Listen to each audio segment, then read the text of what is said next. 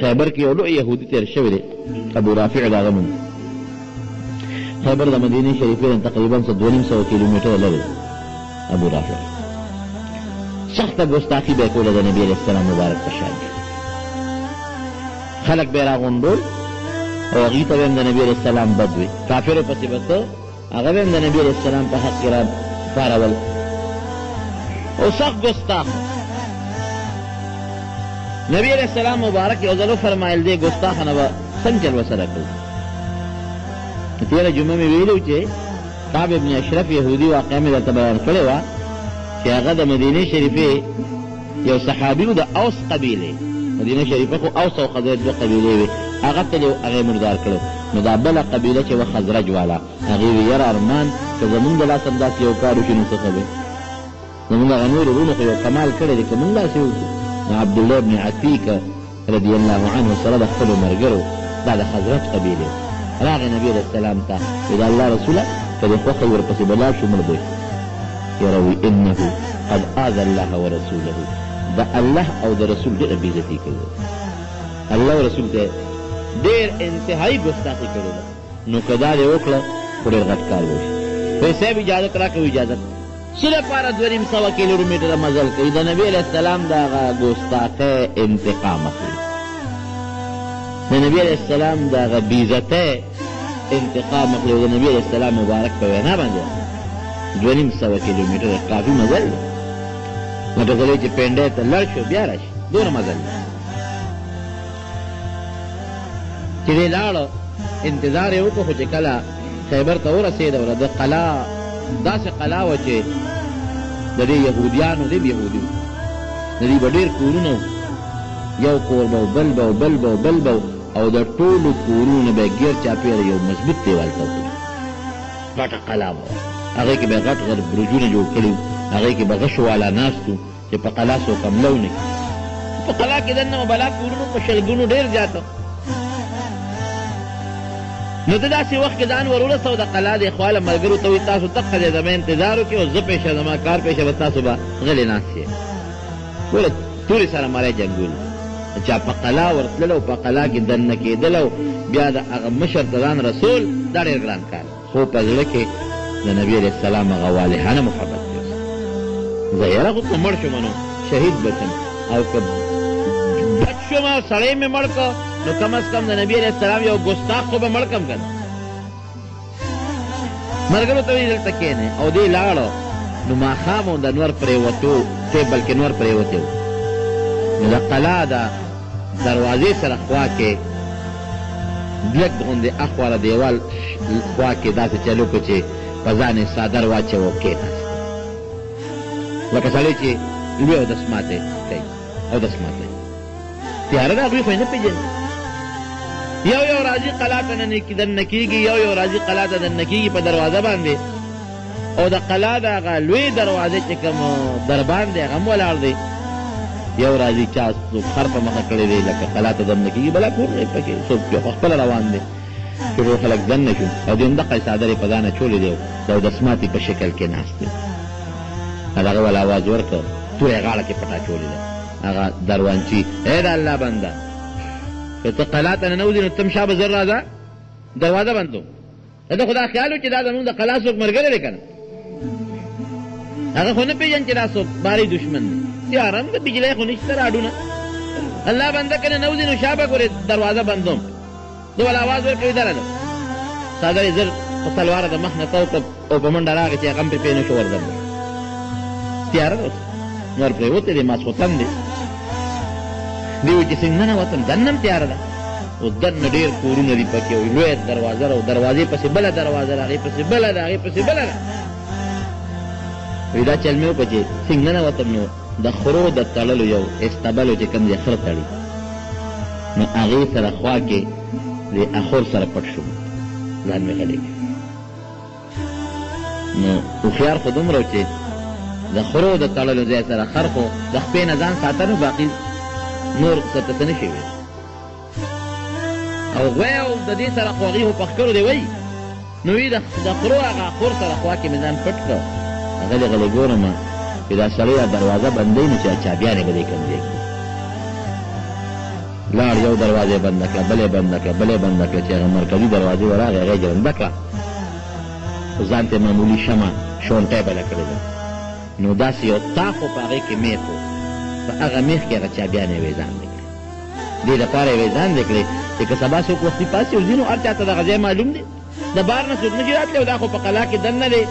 که څوک ځان ته ور لړکوي لړکوي به.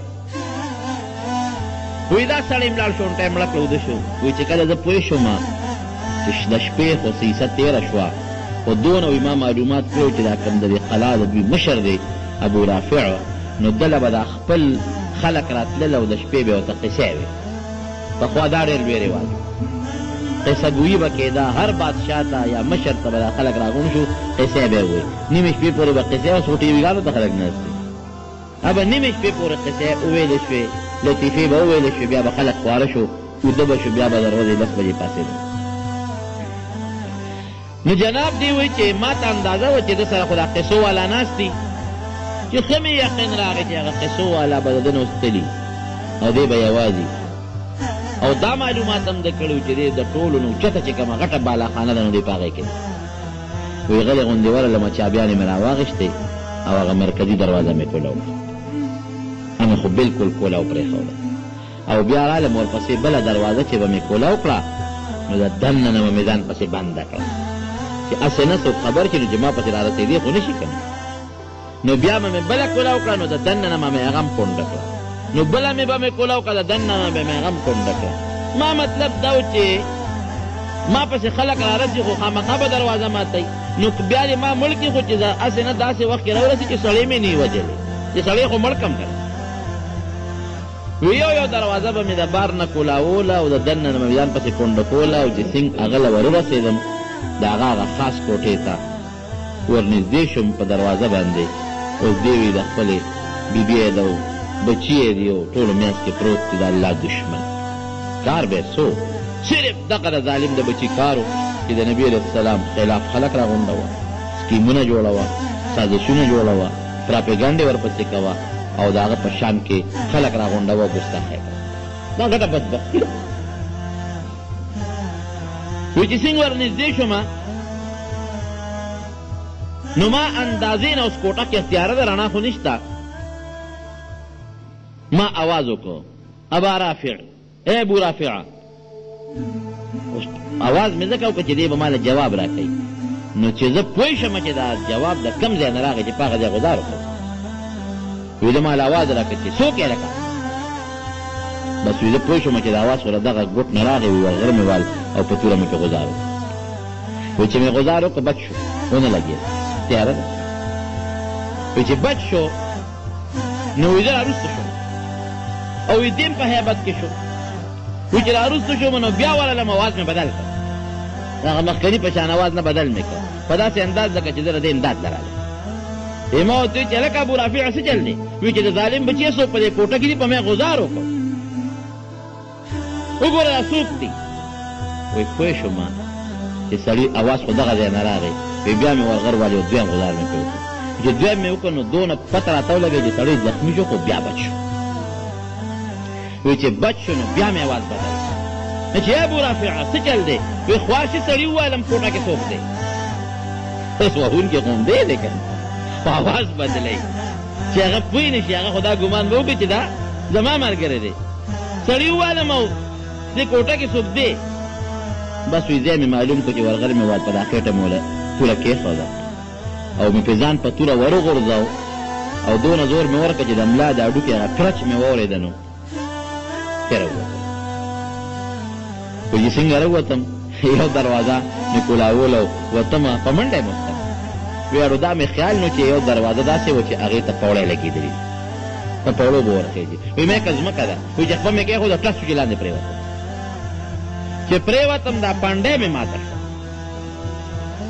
اوس پنډۍ ماتېدل، خدای پاکه دا شو شو. اوس به دې څنګه؟ وی ژر مې پټکې کوز کړ. پټکې صحابو کې خو الله تعالی یو جوش او جذبه پیدا کړې وه او په هغه خپل پټکي مې پنډۍ وتړله، همې دې تا وکړه او ګوټ ګوټ سره روان یم او دردونه دي چې د حد نه وتې. ملګرو له مې ځان ورسه. ملګرو یې څه چل دی وکړ؟ مې چې د الله دشمن مې ووت، مړ دی. هغې اوچت کړم چې ده چې زوی مې چې نه یاره چې دلته هم ځای کېږي. اله به ځم چې د ده د مرګ اعلان وورم د ده د مرګ اعلان چې مې نه اورېدلی نه ده هغې وویل لکه ده چې ځو نه ده وایي چې کله چرګبان ټیم شو نو دغه وخت کې د قلا په دیوال باندې سړي اواز وکړه لکه د مړي اعلان چې کېږي اعلان یې وکړه ای خلکه اعلان ووایه ابو رافع چې زمونږ یو ډېر مشر دی لوی تاجر دی او د دې ټول قوم مشر دی هغه بېګا مړه دی او دې بجې به هغه ته را غونډېږو چې ښخې کړو جنازې ښخې کړو لکه هغه زمانه کې چې د هغوی سره رواج وایي د الله حمد مې ادا کړه او د خوشحالۍ نه داسې هم چې د هغه خپې په درد روپېدم نه رالم نبی کریم صلی الله علیه وسلم مخامخ ورته کېناستم عبدالله ابن عتیق څه چل دی وکړ ویې چې ګوره دا نه وي چې سړی مې مړ کړ دا نه وایي وایي د الله رسوله د الله او د رسول دشمن الله مړ کړ د الله او د رسول دشمن الله مړ کړ صاحب شپه مې ماته ده پنډی ګوره چې خپې هډوکې مات شي قسم دی که څوک قدم وایي ګوته له چا ماته شي چغې وایي فریاد کوي ویې فرمایل دې خواته پی دې خواته شپه مې ورته وغځوله او نبي علیه السلام مبارک په خپل لاس کېښود د پاسه او چف یې پرې وکړه وایي قسم په خدای چې شپه مې دا دی چې ولکه چې اړو درد او تکلیف پې نه راغلی موجوده شو زه ګرم ایسا په ټیک ټاک پنډی چې ماته چې اپریشن وکړو راټ پکې لګوو پلانکې پې لګوو ډیبری به پې کس کوو نه نه وایي ما به قلبتون دا دی چې ولکه چې اړو د سر نه دې باندې اړو درد او بیماري نه راغلی ګستاخ رسول دا د ګستاخ رسول پخپل نبی علیہ السلام صحابی ته ورشه الله او رسول ته ډېر لوی ضرر او نقصان او چې مسلماني د هغه په زړه کې به د الله او د رسول سره مینه خامخا او چې مسلماني نو چې د الله او د رسول څوک ګستاخي وکړي د الله خو دې څوک ګستاخي وکړي زمونږ خالق دی زمونږ مالک ژوند دغه را کړی دی مرګ خو یو ځل مرګ دی که عزت هغه را کړی دی دا چې څه دي دا ټول الله را کړي دي نو چې مسلمان یو په الله ایمان د الله ګستاخي به برداشت کړي رسول الله مبارک څومره احسانات دي مونږ سره قسم په الله چې دا مونږ مسلماني د هغه د برکت دا زمونږ دا چې الله ته سر لګو دا سجده ورته کوو دا وایي سبحان ربي الاعلی سبحان ربي العظیم دا د چا د برکت دا د رسول الله صلی الله علیه وسلم د برکت